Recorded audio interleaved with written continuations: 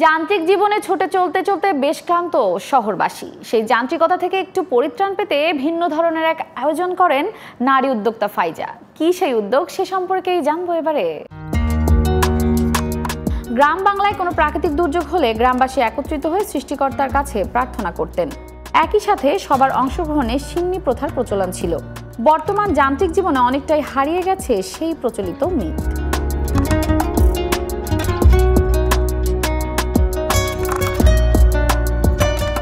এবার সেই মিথকে ফিরিয়ে এনেছেন নারী উদ্যোক্তা ফাইজা। আমার মনে হয় ফাইজাপুর এই উদ্যোগটা আমাদের ওই জায়গাটাই একটু খুলে দিতে চাচ্ছে, যে এত দৌড়াদৌড়ি না করে যাতে একটু স্থির হই, ঠান্ডা হয়ে সবকিছু দেখি। আয়োজনটা এত সুন্দর যে এটার একটা পারপাস আছে, যে সবার একটা ওয়েলনেস কামনা করা।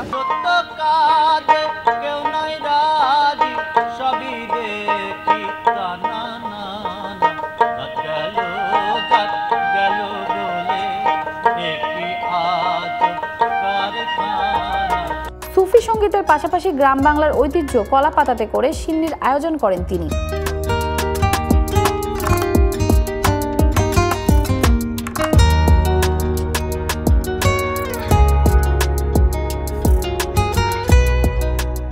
একই সাথে উপস্থিত সকলেই কিছুটা সময়ের জন্য হলেও নিজেদেরকে যান্ত্রিকতা থেকে বাইরে রাখেন। অস্থির সময় কাটিয়ে সবার মাঝে যেন শান্তি ফিরে আসে, এমনটাই প্রত্যাশা করেন আগত অতিথিরা। বর্তমান সময়ে যে অস্থিরতা আমাদের পুরো দেশব্যাপী চলছে, সেগুলো নিয়ে আমরা একটা স্টেবল জায়গায় যেতে পারবো। সবার যেন সেই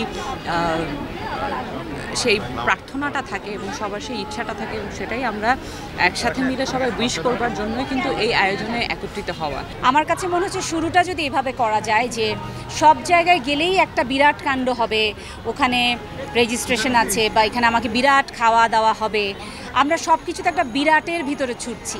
আমার কাছে মনে হয়েছে যে এই পৃথিবীতে আমরা যতক্ষণ মৌলিক আর এই সরলতাকে হারাচ্ছি, তত আমরা কিন্তু গতি বাড়ছে, কিন্তু আমাদের এই ক্লান্তিটা কিন্তু আমরা কোনোভাবে আরাম পাচ্ছি না। আমরা এক্স্যাক্টলি ওই জায়গা থেকে, কিন্তু স্বস্তির জায়গা থেকে আমাদের এই শহরে আমি চেয়েছি, আমি এটা শুরু করব প্রত্যেক মাসে আমাদের পাড়ায় পাড়ায় সিন্নি হোক, সেটা আমি চাই।